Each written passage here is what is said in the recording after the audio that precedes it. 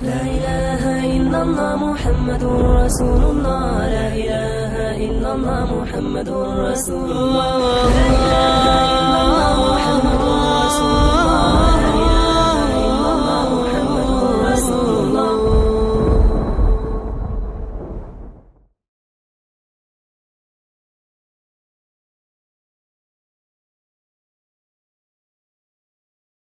السلام علیکم ورحمۃ اللہ وبرکاتہ.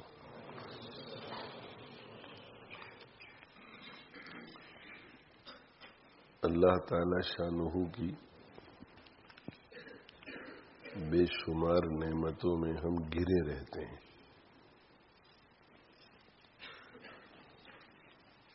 اور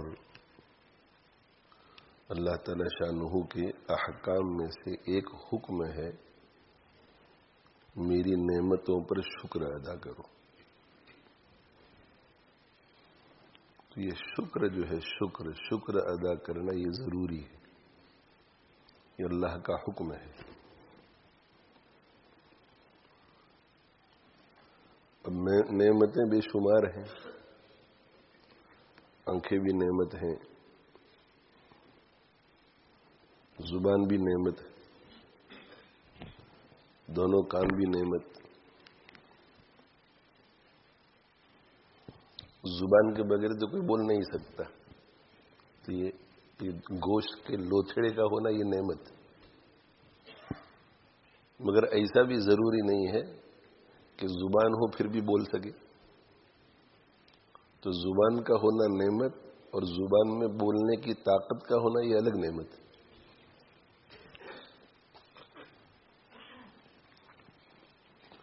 پھر ایک زبان جو ہے وہ صحیح باتیں بولے, اچھی باتیں بولے, یہ بھی اللہ کی نعمت ہے.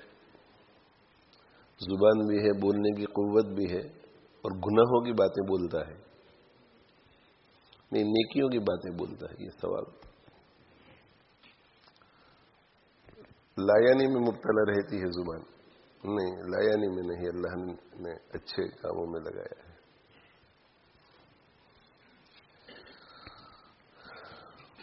تو ہماری نظر چونکہ محدود ہے, ہماری انسائٹ اور ہمارا فار سائٹڈنس اتنا نہیں ہے, اس لیے ہمیں ایک نعمت میں جو درجنوں نعمتیں ہیں وہ نظر نہیں آتی.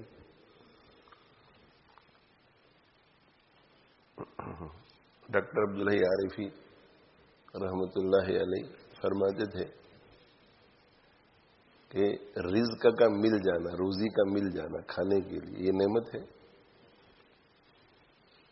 تو ہم جب کھانے پینے سے فارغ ہوتے ہیں اور پڑھتے ہیں الحمدللہ الذی اطعمنا وسقانا, تمام تعریفیں اس اللہ کے لیے جس نے ہمیں کھلایا اور جس نے ہمیں پلایا, وجعلنا مسلمین, اور جس نے ہمیں فرما بردار بنایا, مسلم بنایا. تو جب ہم لوگ یہ پڑھتے ہیں تو ہمارے ذہنوں میں کیا ہوتا ہے؟ کھانا اور پینا. روٹی ملی, سالن ملا, یہ اللہ کی نعمت ہے. پینے کے لیے پانی ملا, یہ اللہ کی نعمت ہے. اس پر ہم اللہ کی حمد و ثنا کر رہے ہیں, اس پر شکر ادا کر رہے ہیں. ڈاکٹر صاحب رحمۃ اللہ علیہ فرماتے تھے کہ نہیں, صرف اتنی نعمت نہیں ہے, کھانا بھی ہے, پینا بھی ہے, کھانا بھی ہے, پینا بھی ہے, لیکن طبیعت ٹھیک نہیں ہے, اس لیے ایپیٹائٹ نہیں ہے, کھانے کو دل نہیں کرتا,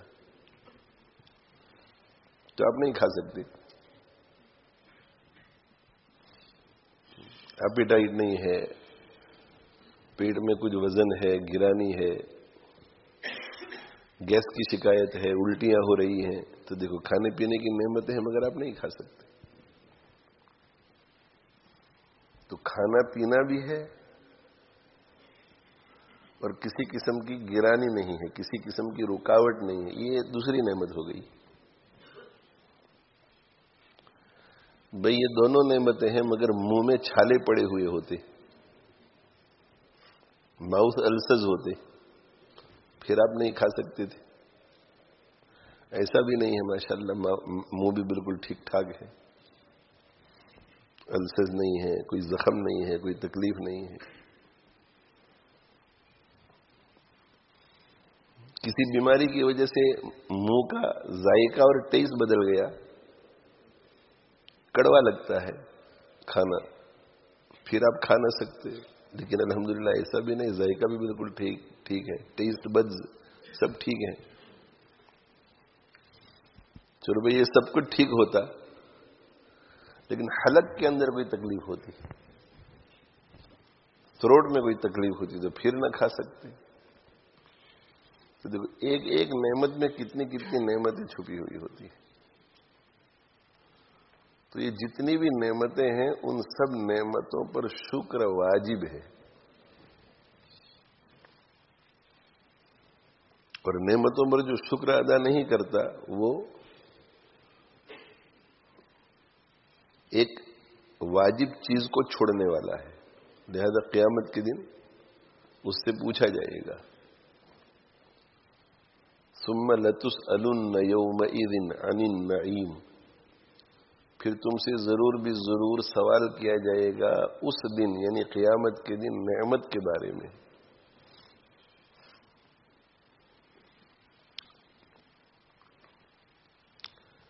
تو نعمتوں پر بھائی شکر واجب ہے، اور نعمتوں پر شکر واجب ہے تو شکر ہمیں کرنا چاہیے. اللہ کے نبی صلی اللہ علیہ وآلہ وسلم نے نعمتوں کے شکر کے لیے ایک بہت آسان دعا بتلائی ہے، وہ صبح و شام پڑھ لیا کرو. اللہم ما اصبح بی من نعمت او بأحد من خلقک فمنک وحدک لا شریک لک. یہ صبح کو پڑھو، اللہم ما اصبح بی من نعمت او بأحد من خلقک فمنک وحدک لا شریک لک ولک الحمد ولک الشکر. اور شام کو پڑھا کرو اللہم ما امسا بی من نعمت. اصبح اور امسا بس اس کو بدلنا ہے، صبح ہو تو اصبح، شام ہو تو امسا. اللہم ما امسا بی من نعمت او بأحد من خلقک فمنک وحدک لا شریک لک فلک الحمد ولک الشکر. جو شخص اس دعا کو صبح و شام پڑھتا ہے تو قیامت کے دن وہ اس حالت میں اٹھایا جائے گا گویا کہ اس نے اللہ تعالیٰ کی ساری نعمتوں کا شکر ادا کیا ہے.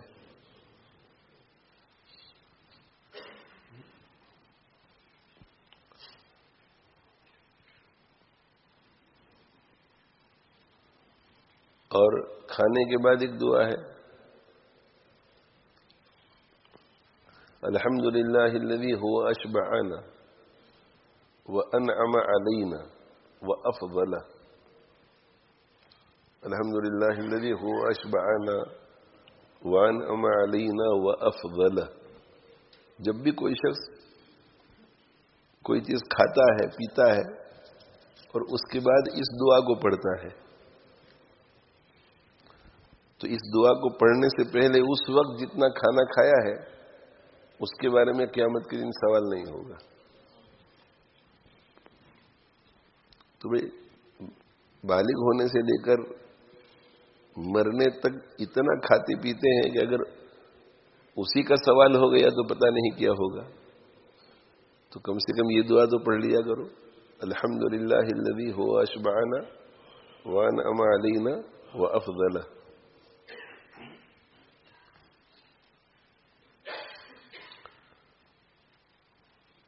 لیکن یہ دعائیں تو تب کام آئیں گی جب اللہ کی نافرمانی ہم نہیں کریں گے. اللہ کی نافرمانی نہیں ہوگی تو اللہ کی نافرمانی سے بچنا ہے اور شکر کا طریقہ سیکھنا ہے کہ شکر کیسے کیا جاتا ہے. تو شکر کا طریقہ یہ ہے کہ دل دماغ سے یہ سمجھیں اور یہ تسلیم کریں اور یہ مان لیں کیا کہ یہ جو میرے پاس نعمت ہے یہ اللہ تعالی شانہ نے مجھے محض اپنے لطف و کرم سے بغیر میرے استحقاق کے عطا کی ہے. اللہ نے مجھے یہ نعمت وداؤٹ ڈیزرونگ، میں ڈیزرو نہیں کرتا اس نعمت کو، وداؤٹ ڈیزرونگ دی ہے یہ نعمت، اور دی ہے صرف اپنے فضل و کرم سے. ایک ڈینٹسٹ کے ذہن میں یہ بات نہیں آنی چاہیے کہ یہ جو میری ایکسپرٹیز ہے یہ میری محنت کی وجہ سے ہے. میں نے اے لیولز کی، کالج میں بہت محنت کی، پھر یونیورسٹی میں بہت محنت کی، یہ نہیں آنا چاہیے ذہن میں. اس لیے کہ یہ کالج میں اور یونیورسٹی میں جو محنت کی ہم نے تو اللہ نے سیدھے راستے پر چلایا جو محنت کی. اگر دل اٹھ جاتا ہمارا پڑھنے سے کہ نہیں اور ادھر ادھر گھومتے پھرتے رہتے تو، اور پھر جو محنت کرنے کے لیے جتنے اسباب ہیں، ریسورسز ہیں، وہ کس نے دی؟ انڈرسٹینڈنگ کس نے دی؟ سمجھ کس نے دی؟ میموری کس نے دی؟ حافظہ کس نے دیا؟ یہ انگلیاں کس نے دی جس سے آپ کام کر رہے ہیں؟ اسٹروک ہو جائے اور ہاتھ کام نہ کرے تو کیسے کریں گے آپ؟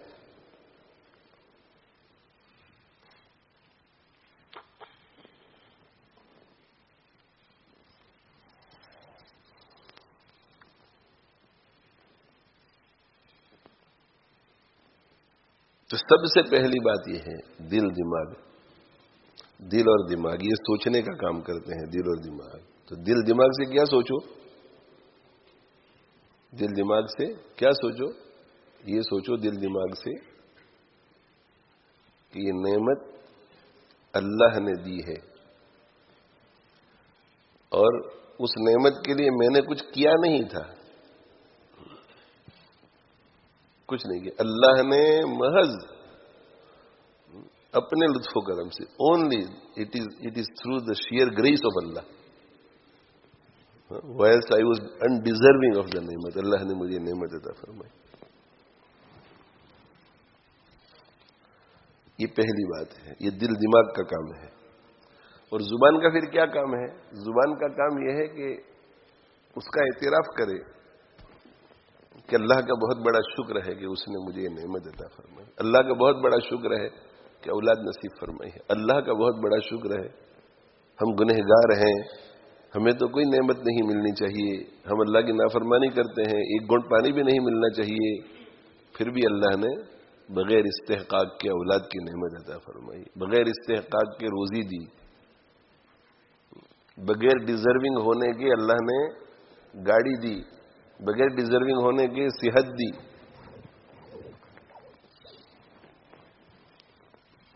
تو جب بھی موقع ملے اللہ سے جب مناجات کرے اس وقت بھی کہے گی اللہ بغیر استحقاق کے آپ نے یہ نعمتیں عطا فرمائی ہے یہ اللہ. اور اس کے بعد پھر زبان سے شکر ادا کرے، اللہم لک الحمد ولک الشکر، اللہم لک الحمد ولک الشکر، اللہم لک الحمد ولک الشکر. تو شکر کے 3 پارٹس ہیں، 3 کمپوننٹس ہیں. پہلا پارٹ ہے دل دماغ سے. دل دماغ سے یہ تسلیم کرے، قبول کرے، مانے کہ میرے پاس جو کچھ بھی ہے، کلیکٹیولی سوچے کہ جو کچھ بھی ہے، یا یہ چیز ہے، یہ چیز ہے، یہ چیز ہے، یہ چیز ہے، یہ مجھے کہاں سے ملی ہے؟ اللہ کی طرف سے ملی. ھذا من فضل ربی، یہ تو میرے پروردگار کا فضل ہے کہ یہ چیز مجھے ملی ہے. میں نے تو کچھ بھی نہیں کیا تھا بھائی، اللہ نے مجھے وجود بخشا، مجھے ایگزسٹنس دیا فرام نتھنگ، عدم سے وجود بخشا. تو اس سے پہلے میں نے کیا کیا تھا؟ اس سے پہلے میں نے ایک سجدہ بھی نہیں کیا تھا، میں تھا ہی نہیں تو کیا کرتا. ایک مرتبہ سبحان اللہ الحمدللہ بھی نہیں کہا تھا.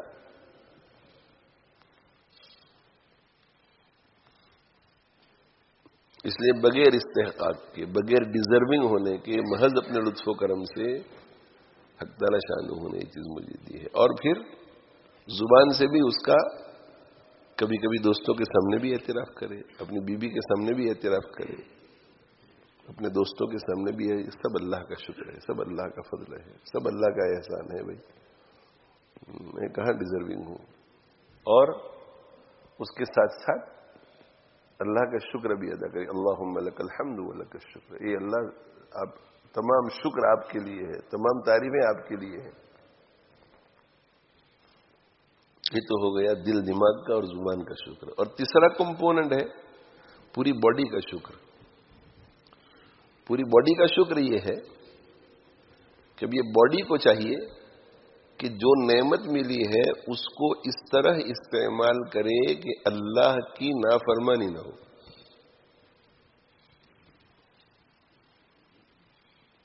اللہ کی نافرمانی نہ ہو، اللہ راضی رہے، اس طرح استعمال کرے. مثال لے لیتے ہیں آنکھوں کی. اللہ نے آنکھیں دی. بھئی آنکھیں اگر اللہ نہ دیتے تو کون دیتا؟ ابھی بھی اللہ اگر آنکھوں کی روشنی لے لے تو کیا ہو سکتا ہے؟ اندھا کر دے کسی کو، کیا کر سکتا ہے وہ؟ تو اللہ نے نعمت دی اور باقی رکھی. یہ اللہ نے محض اپنے لطف و کرم سے ہمارے ڈیزرونگ ہونے کے باوجود، ہمارے انڈیزرونگ ہونے کے باوجود، ڈیزرونگ نہ ہونے کے باوجود عطا فرمائی. اگر کسی کے دل میں یہ خیال آوے کہ میں تو ڈیزرونگ تھا، تو وہ اتنا سوچ لے کہ ان آنکھوں سے گناہ کتنے کرتا ہے، تو پھر ڈیزرونگ کیسے ہے بھائی؟ اس کے علاوہ اور کتنی اللہ کی نافرمانیاں ہوتی.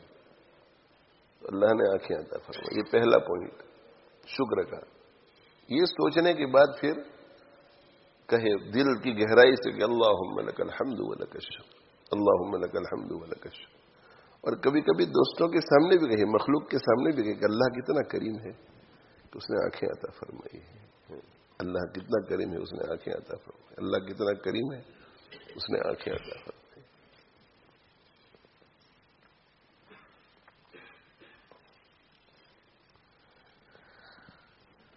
اور تیسری بات یہ ہے، تیسرا کمپوننٹ شکر کا، وہ کیا ہے کہ ان آنکھوں کو ایسے کام میں ہی استعمال کیا جائے جن کاموں کو استعمال کرنے سے اللہ ناراض نہ ہو بلکہ اللہ راضی ہو.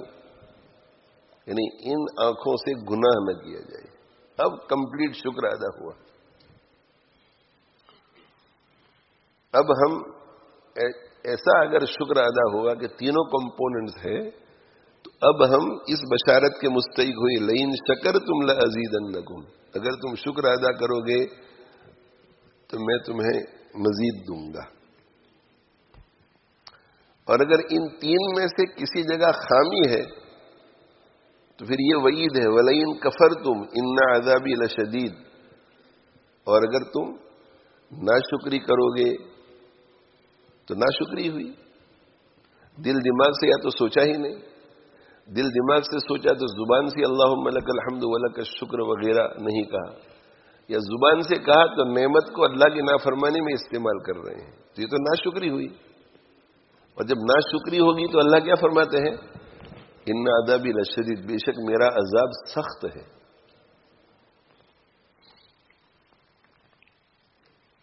اب یہاں میں مزید دو باتیں عرض کر دوں. پہلی بات تو یہ کہ کسی کے ذہن میں یہ سوال پیدا ہوگا کہ ناشکری پر تو وعید سنائی گئی ہے، اگر تم میری ناشکری کرو گے تو میرا عذاب بڑا سخت ہے.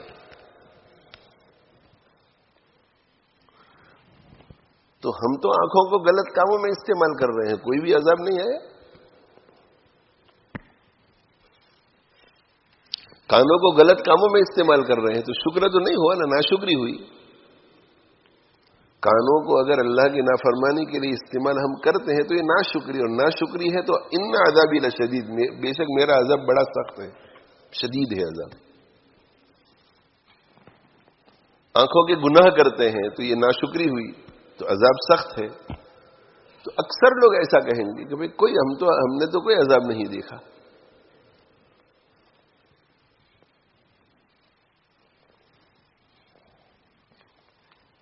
جو لوگ شکر کرتے ہیں، جو اللہ والے ہیں، نیک لوگ ہیں، جو پورے دین پر عمل کرتے ہیں، تو وہ شکر کے تینوں کمپوننٹس کو بجا لاتے ہیں. وہ تو آپ کو کہیں گے کہ میں نے شکر کیا تو اللہ نے نعمت میں اضافہ کیا. اللہ کے بہت انعامات ہیں. ظاہری انعامات جو پہلے سے تھے وہ باقی رہے، تو باقی رہنا بھی اضافہ ہے. انعام باقی رہتا ہے تو اضافہ ہے، یہ ختم نہیں ہوا. اور جو ظاہری انعامات تھے ان کے علاوہ اور بھی دوسرے انعامات بھی زندگی میں آئے تو اضافہ ہوا. اور شکر کرنے کی وجہ سے جو باطنی انعامات ملتے ہیں، جو روحانی انعامات ملتے ہیں، اس کا تو کوئی حساب ہی نہیں ہے. تو نیک لوگ تو کہیں گے کہ ہم شکر ادا کرتے ہیں تو وَلَئِن شَكَرْتُمْ لَأَزِيدَنَّكُمْ. مگر گنہگار لوگ کہیں گے کہ وَلَئِن كَفَرْتُمْ إِنَّ عَذَابِي لَشَدِيدٌ. ہم نے تو کوئی زندگی میں ایسی کوئی بات نہیں دیکھی. تو پھر کیا ضرورت ہے شکر ادا کرنے کی؟ ناشکری کرنے سے کیا نقصان ہے؟ تو دیکھو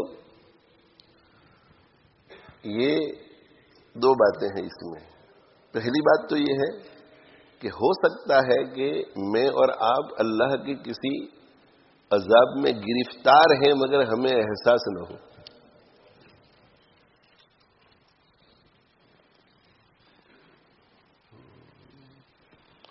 ہو سکتا ہے کہ مجھے اور آپ کو قرآن مجید کی تلاوت کی توفیق نہیں مل رہی ہے، یہ اسی لیے نہیں مل رہی ہے کہ ہماری آنکھوں کی حفاظت ہم نہیں کرتے، اس کی سزا مل رہی ہے.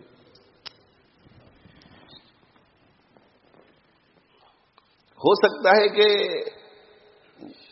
نماز بہت کسل کے ساتھ پڑھتے ہیں اور سنتوں کو نہیں پڑھتے اور نوافل کو نہیں پڑھتے اور دل نہیں لگتا، ذکر اللہ میں دل نہیں لگتا. ہو سکتا ہے کہ یہ وہی پکڑ ہو، اللہ کی طرف سے عذاب آیا ہو. ہو سکتا ہے کہ اللہ کی طرف سے عذاب ابھی تک تو نہیں آیا، ابھی رسپائٹ ہے، مگر بعد میں آ سکتا ہے.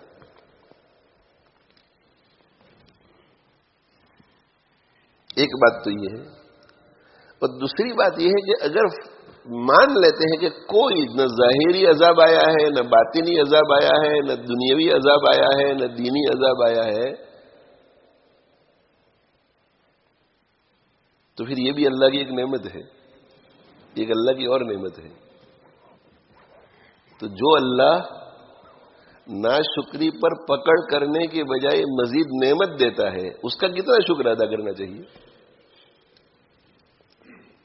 نعمتوں پر نعمتیں ہیں، شکر ادا کرنے کا حکم ہے، پھر بھی بندہ شکر ادا نہیں کرتا اور پھر بھی اللہ کی طرف سے پکڑ نہیں ہوتی اور نعمتوں سے نچھاور کرتا ہے، نعمتیں نچھاور کرتا ہے، تو پھر اس کا شکر کتنا زیادہ کرنا چاہیے بندے کو.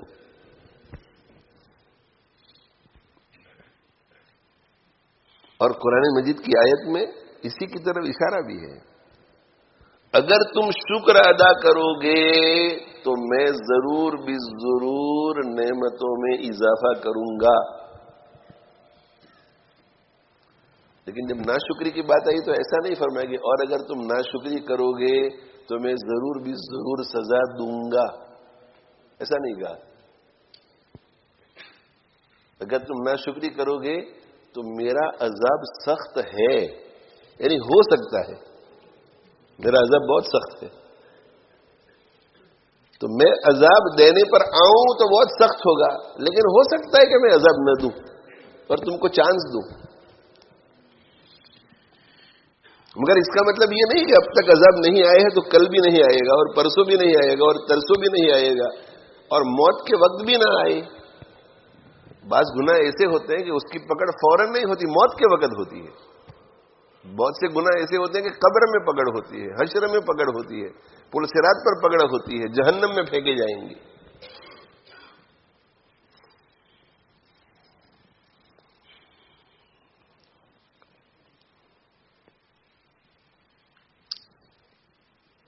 اس لیے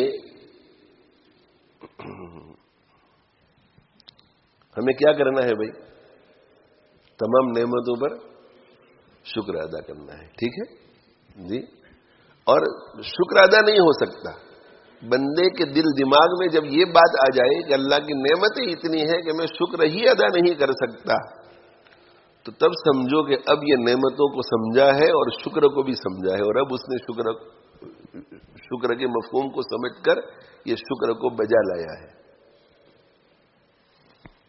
حضرت داؤد علیہ السلام کو جب حکم ہوا کہ اعملوا آل داؤد شکرا، دیکھو ایسا نہیں کہا کہ یا آل داؤد اشکرو، یہ آل داؤد شکر ادا کرو، ایسا نہیں کہا. اعملوا شکرا، یہ آل داؤد شکر کو عملاً بجا لاؤ، شکر کو پریکٹیکلی بجا لاؤ.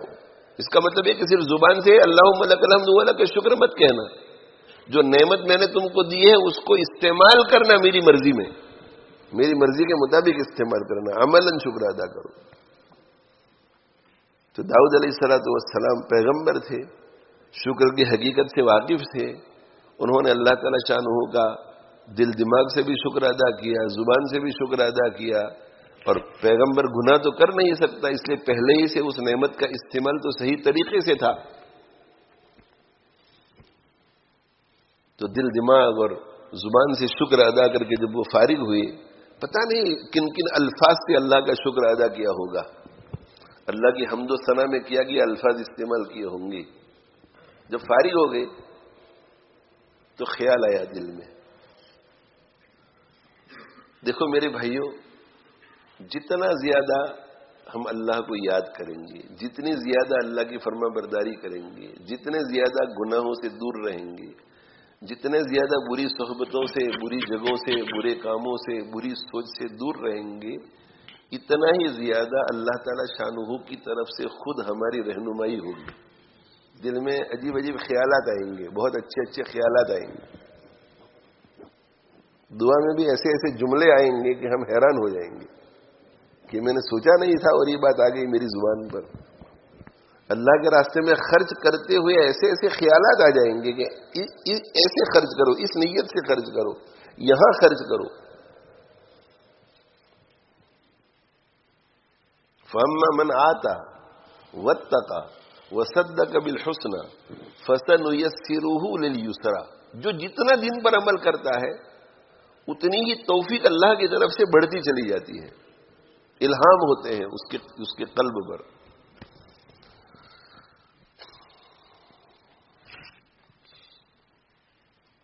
تو داؤد علیہ السلام جب شکر سے فارغ ہوئے تو دل میں ایک خیال آیا. خیال یہ آیا کہ میں نے اب تک کی جتنی نعمتیں تھیں ان سب نعمتوں پر شکر ادا کیا. تو یہ جو شکر ادا کرنے کی مجھے توفیق ملی، یہ بھی تو اللہ کا شکر ہے، اللہ کی نعمت ہے.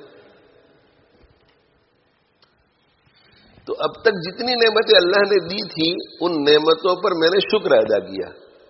تو پچھلی ساری نعمتوں کا تو میں نے شکر ادا کر لیا، مگر یہ جو شکر ادا کرنے کی توفیق ملی ابھی، یہ بھی ایک نعمت ہے، اس کا شکر ابھی باقی رہ جاتا ہے. تو اس پر بھی شکر ادا کرنا چاہیے، اس لیے کہ یہ ایک نعمت ہے. تو پھر وہ شروع ہو گئے کہ یہ اللہ جتنی نعمتیں آپ نے مجھے دی تھی ان نعمتوں کا شکر ادا کرنے کی آپ نے مجھے جو توفیق دی ہے یہ بھی آپ کی طرف سے ایک نعمت ہے. میں اس نئی نعمت پر اللہ کا شکر ادا کرتا ہوں. اور بہت شکر ادا کیا، بہت خوش ہوئے کہ اللہ نے دیکھو مجھے شکر کی توفیق دی. اس سے جب فارغ ہوئے تو پھر خیال آیا کہ پہلی مرتبہ شکر کی توفیق جو ملی اس پر یہ دوسری مرتبہ شکر ادا کرنے کی توفیق ملی، ایک نئی نعمت ہے، اس پہ بھی تو شکر ادا کرنا چاہیے. تو پھر شروع ہو گئی کہ اللہ یہ جو پہلی مرتبہ شکر کی توفیق ملی تھی اس کے اوپر دوسری مرتبہ جو شکر کی توفیق ملی یہ بھی آپ کی نعمت ہے، میں اس نعمت پر آپ کا شکر ادا کرتا ہوں. اب اس سے جب فارغ ہوئے تو پھر خیال آیا کہ تو ان کے ذہن میں یہ بات آئی کہ یہ سلسلہ تو موت تک چلتا رہے گا. اس لیے کہ ہر نئی مرتبہ جب میں شکر ادا کروں گا، یہ نئی نعمت ہے، جب نئی نعمت ہے تو اس پہ شکر ادا کرو، پھر وہ جو شکر ادا کریں گے وہ نئی نعمت بن جائے گی تو اس پہ شکر ادا کرو، پھر وہ شکر ادا کریں گے وہ نئی نعمت بن جائے گی تو اس پہ شکر ادا کرو. تو اگر میں مصلی پہ بیٹھا رہا اور اللہ کا شکر ادا کرتا رہا تو مجھ سے تو دوسرے کام ہو ہی نہیں سکیں گے. تو موسیٰ علیہ السلام نے اللہ تعالیٰ شانہ، حضرت داؤد علیہ السلام نے اللہ تعالیٰ شانہ کی بارگاہ میں عرض کیا کہ یہ اللہ، یہ آپ کا جو حکم ہے نا کہ شکر ادا کرو میری نعمتوں پر، یہ حکم ایسا ہے کہ بندہ اسے کر ہی نہیں سکتا. یہ ہماری ایبیلٹی کے بیونڈ ہے، یہ کر ہی نہیں سکتا بندہ. میں عاجز آ گیا، اپنے عجز کا اظہار کرتا ہوں کہ یہ ممکن نہیں ہے، یہ پاسبل نہیں ہے.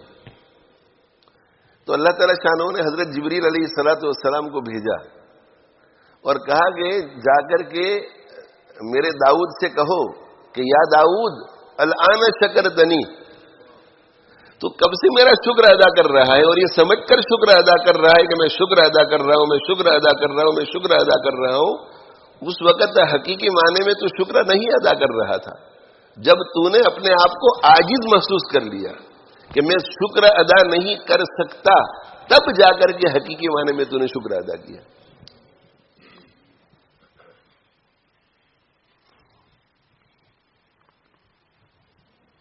اللہ تعالیٰ شان ہمیں توفیق عطا فرمائے. اور ایک دوسری بات جو عرض کرنی تھی وہ یہ کہ اللہ نے آنکھیں عطا فرمائی، تو ہو سکتا ہے کہ کوئی نابینا شخص اس وقت میری تقریر سن رہا ہو تو اسے ایسا محسوس ہو رہا ہو کہ آنکھیں اللہ کی نعمت ہے، اللہ نے میری آنکھیں لے لی، تو میری آنکھیں لے لی تو مجھے ایک نعمت سے محروم کیا. میں اگر ہاتھ پر بات کروں تو کسی کا اگر ہاتھ نہیں ہے تو وہ ایسا سوچے گا کہ اللہ نے مجھے ایک نعمت سے محروم کیا.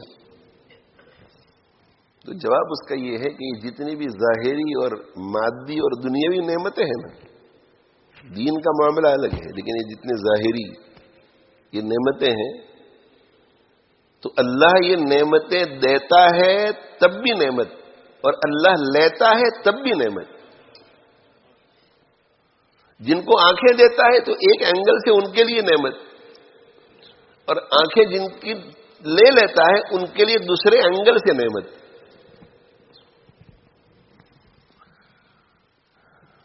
ہمارے حاجی محمد فاروق صاحب رحمۃ اللہ علیہ کا یہ ارشاد ہے کہ اولاد کا ہونا نعمت. تو دیکھو بھائی، اولاد نعمت ہے.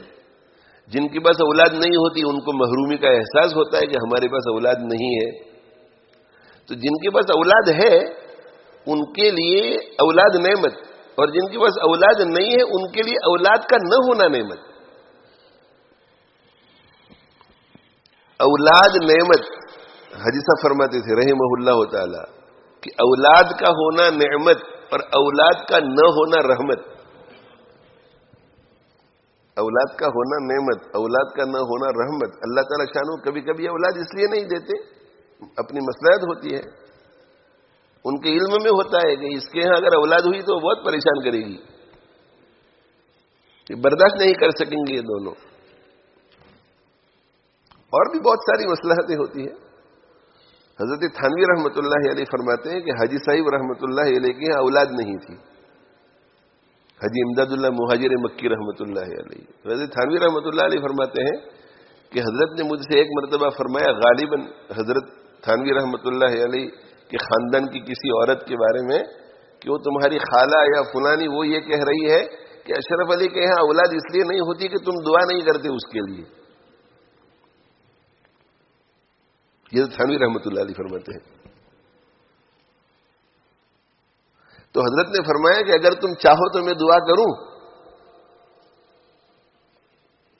اگر تم چاہو تو میں دعا کروں. پھر حضرت نے فرمایا کہ میرا دل تو یوں چاہے کہ تم بھی میری طرح بھی اولاد ہی رہو. حضرت حاجی صاحب نے فرمایا کہ میرا دل تو یوں چاہے کہ تم بھی میری طرح بھی اولاد ہی رہو. اور پھر اس کے بعد اس زمانے میں، اس کے بعد حاجی صاحب رحمۃ اللہ علیہ نے اولاد کی بے راہ روی کا ذکر کیا کہ اولاد ہوتی ہے اور بے راہ رو ہو جاتی ہے تو ماں باپ کو یہ تکلیف ہوتی ہے، وہ تکلیف ہوتی ہے، یوں پریشانی ہوتی ہے، یوں پریشانی ہوتی ہے.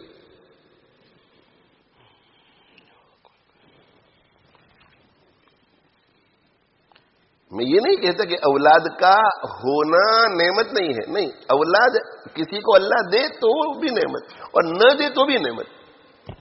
یہ تو آنکھیں جس کو دیتا ہے اس کے لیے بھی نعمت، اور آنکھیں جس کی لے لیتا ہے وہ بھی نعمت.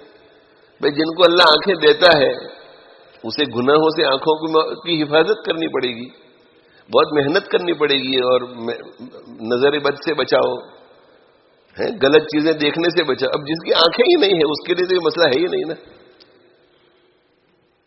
اس کے تو قیامت کے دن جو ہے، قیامت کے دن دنیا میں آنکھ والے ایسا سمجھتے ہیں کہ میرے پاس نعمت ہے اور یہ نعمت سے محروم ہے، اور قیامت کے دن جس کی آنکھیں نہیں تھی وہ یہ سمجھے گا کہ میرا اندھا ہونا نعمت ہے، اور جس کی آنکھیں تھی اور گنہگار تھے وہ بھی یہی سمجھے گا کہ آنکھوں کا نہ ہونا نعمت. بھائی حدیث شریف میں آتا ہے کہ نہیں کہ جو لوگ دنیا میں عافیت میں تھے وہ قیامت کے دن مصیبت زدہ لوگوں کا اجر و ثواب دیکھیں گے تو کیا کہیں گے کہ کاش کہ دنیا میں ہم بھی مصیبت میں ہوتے. اور کیسی مصیبت میں ہوتے؟ کینچی اور سیزر سے ہماری کھالوں کو کوئی کاٹتا تاکہ آج ہمیں بھی اجر و ثواب ملتا. اس لیے جس حال میں بھی اللہ رکھے ہو ہمارے لیے کیا ہے؟ الحمدللہ علی کل حال. ہر حال میں ہم اللہ کی حمد و ثنا کرتے، اللہ کی تعریف کرتے. اللہ کے نبی صلی اللہ علیہ وسلم ارشاد فرماتے ہیں کہ حق تعالی شانہ، ایک حدیث قدسی میں ارشاد فرماتے ہیں کہ جب میں میرے کسی بندے کی دو محبوب چیزیں لے لیتا ہوں، اور دو محبوب چیزوں سے مراد دو آنکھیں، جب میں دو آنکھوں کی روشنی لے لیتا ہوں اور پھر وہ صبر کرتا ہے تو میرے پاس اس کے لیے سوائے جنت کے کچھ نہیں ہے. تو دیکھو بھائی آنکھوں کی نعمت چلی گئی تو اس کے بدلے میں بس سیدھا جنت ہی وہ صبر کرتا ہے.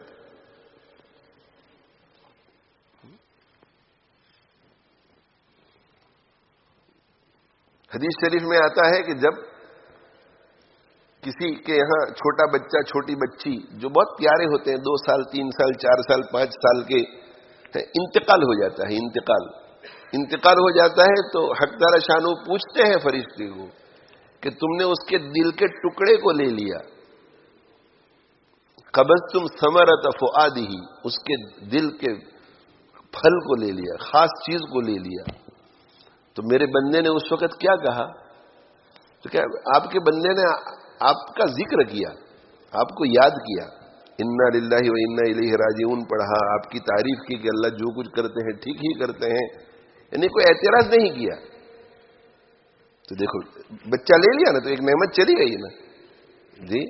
تو حق تعالی شانہ ایسا سمجھے کہ اچھا اس نے ایسا کیا تو تم جو ہے میرے اس بندے کے لیے جنت میں فوراً محل بناؤ،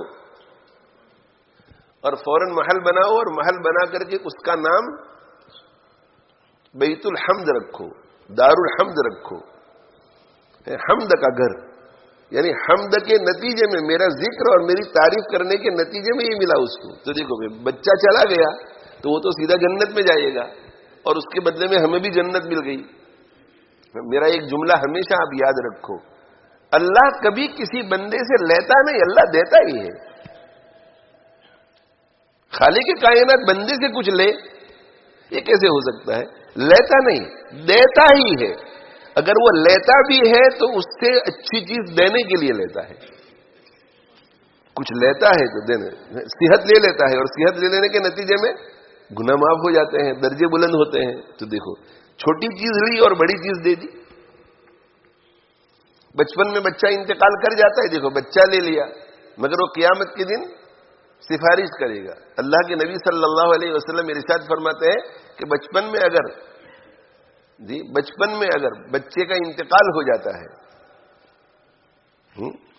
بلوغ سے پہلے اگر بچے کا انتقال ہو جاتا ہے اور ماں باپ صبر کر جاتے ہیں تو یہ بچہ جو ہے وہ ماں باپ اور جہنم کے درمیان حائل بن جائے گا. یعنی ایسے ماں باپ جہنم میں نہیں جا سکتے، وہ جنت میں جائیں گے. اور اس میں علماء نے بحث کی ہے کہ کیا یہ نابالغ بچوں کے بارے میں ہی ہے یا بالغ ہونے کے بعد بھی. تو علماء کی ایک جماعت یہ کہتی ہے کہ جس ماں باپ کی اولاد جس عمر میں بھی انتقال کر جائے ان سب کے لیے فضیلت ہے. اور وجہ اس کی یہ ہے کہ بچپن میں دکھ الگ طریقے سے ہوتا ہے اور جب بڑی اولاد انتقال کر جائے تو اس وقت دکھ دوسرے طریقے سے ہوتا ہے. بچپن میں وہ ایک سینٹیمنٹل اور جذباتی دکھ ہوتا ہے, ایک پیار محبت کہ میرا ننا منا بچہ چلا گیا ہے, ننی منی بچی چلی گئی, یہ اس دکھ کے اوپر صبر کرتا ہے, کہتے جنت مل جاتی ہے. اور جب بڑا میرا جوان بیٹا چلا گیا, جوان بیٹا چلا گیا میرا, ہے نا, جوان, وہ بھی بہت دکھ کی بات. اور جوان بیٹا چلا گیا اور میرا سپورٹر چلا گیا, بڑھاپے میں میری دیکھ بھال رکھنے والا چلا گیا, لیکن کوئی حرج نہیں, اللہ کی مرضی پہ راضی ہے. تو جتنا دکھ وہاں ہے اتنا ہی دکھ یہاں, اور جتنا دکھ یہاں ہے اتنا ہی دکھ وہاں, اور اس دکھ پر صبر دونوں طرف برابر. یہ فضیلت ہر حال میں ہے, بچپن میں چلا جائے تو بھی اور بڑی عمر میں چلا جائے تو بھی.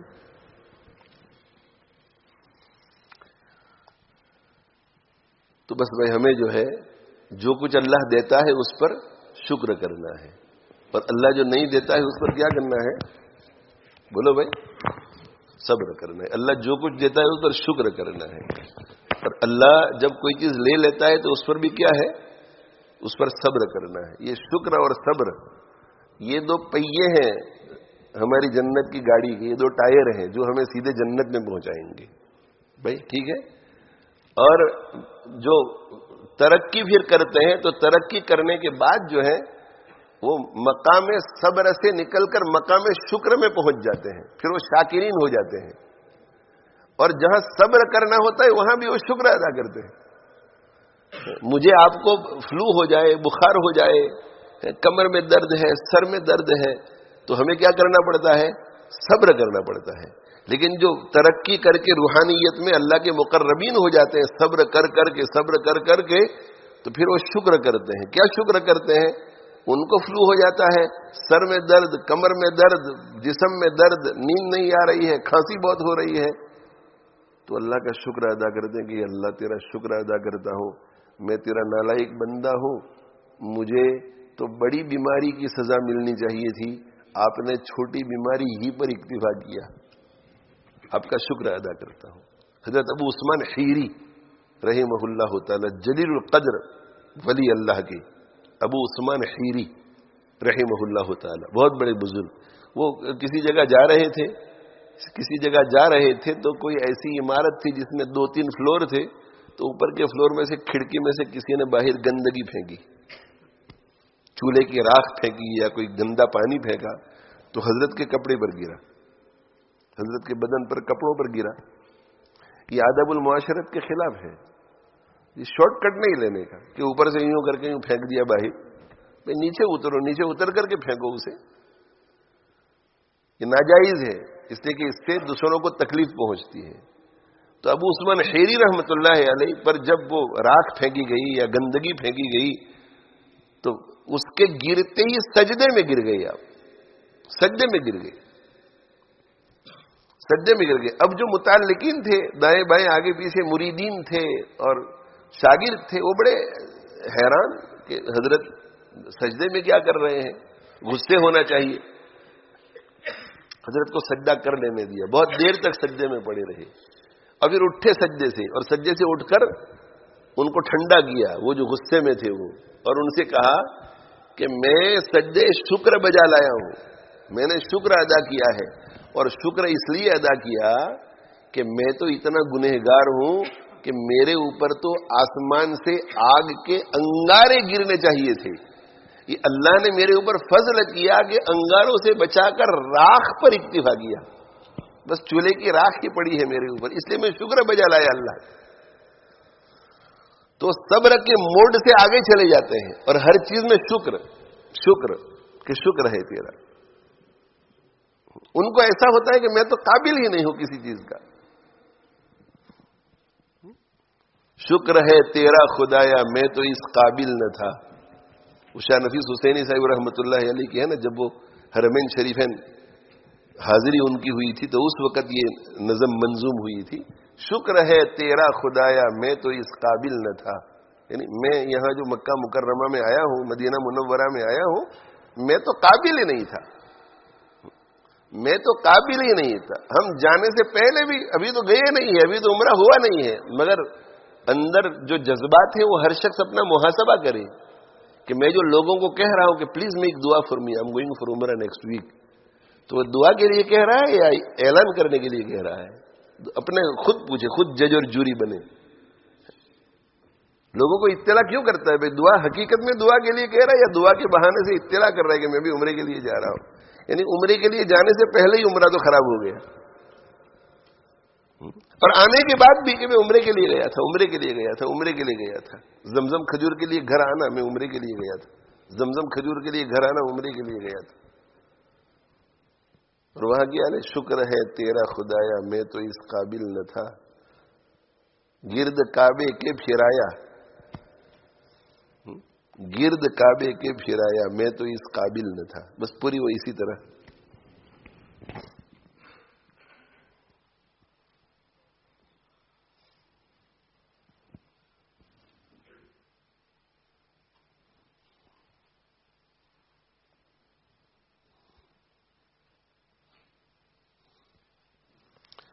مدینہ منورہ میں پہنچ کر کے بھی اسی طرح. بارگاہ سید کونین میں جا کر نفیس، بارگاہ سید کونین میں جا کر نفیس، سوچتا ہوں کیسے آیا.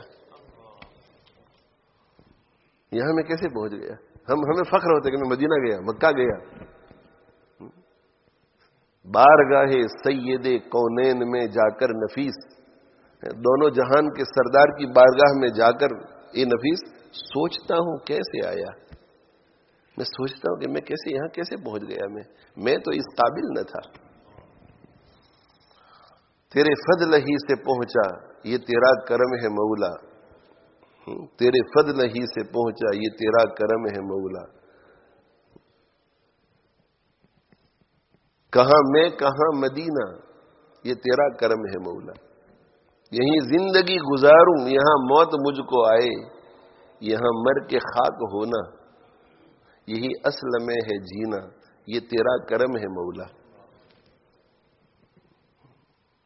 اللہ تعالیٰ شانہ مجھے آپ کو بے عمل کی توفیق عطا فرماوے. اللہ عمل کی توفیق عطا فرماوے. اللہ عمل کی توفیق عطا فرماوے. تو بھائی شکر اور صبر، شکر اور صبر. اور ایک اور بات بھی میں عرض کر دوں، میرے حاجی صاحب رحمۃ اللہ علیہ فرماتے ہیں کہ عجب کا علاج شکر. عجب کا علاج شکر. عجب کا معنی کہ خود پسندی، سیلف کنسیٹ. میں بہت اچھا، میری نماز بہت اچھی، میری نماز بہت اچھی، میں بہت اچھا، میں یوں، میں یوں، میں ویسا، میں ایسا. یہ عجب. عجب میں انسان جو ہے، توجہ سے سنیے، عجب میں انسان اللہ کی جو نعمت ہے اس نعمت پر خوش ہوتا ہے، فریفتہ ہوتا ہے، اور ذہن اللہ کی طرف نہیں جاتا. میں بہت ہوشیار، میرا بیان بہت اچھا، میں بہت اچھا ڈاکٹر، میں بہت ذہین، میں بہت مالدار. اللہ کی طرف ذہن نہیں جاتا.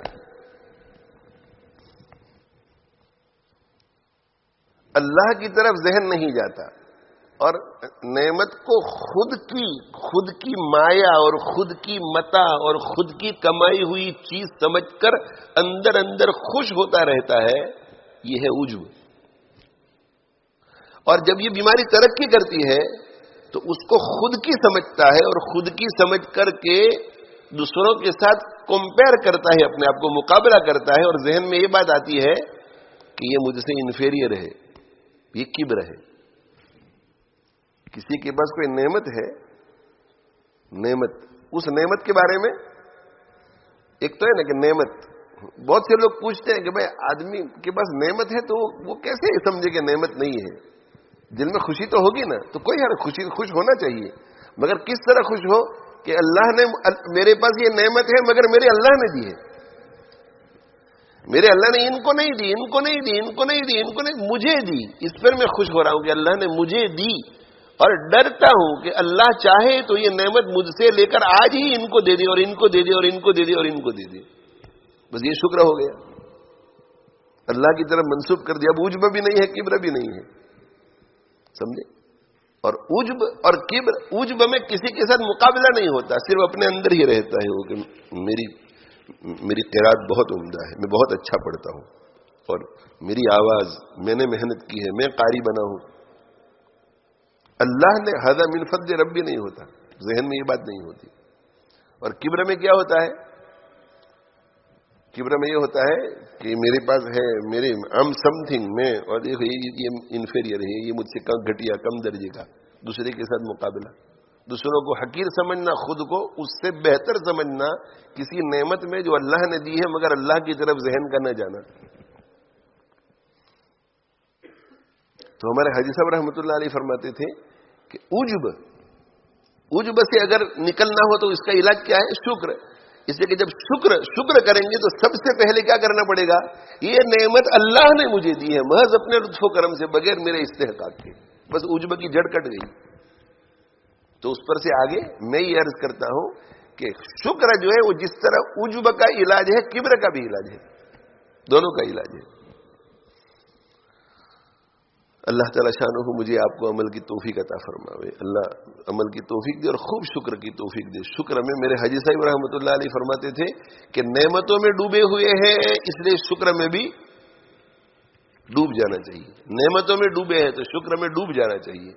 بھائی نعمت ایک ہے تو شکر بھی ایک ہوگا، نعمتیں 10 ہے تو شکر بھی 10 ہوں گے، نعمتیں 1000 ہے تو شکر بھی 1000. تو نعمتوں میں ڈوبے ہوئے ہیں تو پھر شکر میں بھی ڈوب جانا چاہیے. اور حاجی صاحب رحمۃ اللہ علیہ فرماتے تھے کہ ہم بندے ہیں اور بندے ناقص ہوتے ہیں، اور ناقص کا شکر بھی ناقص. لہذا شکر ادا کرنے کے بعد استغفار کرنا چاہیے کہ یہ اللہ جیسا شکر ادا کرنا چاہیے ویسا نہیں کر سکا. یہ معرفت کے موتی اہل اللہ کے یہاں ملتے ہیں. اس لیے اہل اللہ کی صحبتوں میں بیٹھا کرو. اللہ والوں کی صحبتوں میں جب ہم بیٹھتے ہیں تو یہ ہمیں موتی ملتے ہیں. اس لیے کہ یہ علوم براہ راست اللہ ان کو عطا فرماتے ہیں.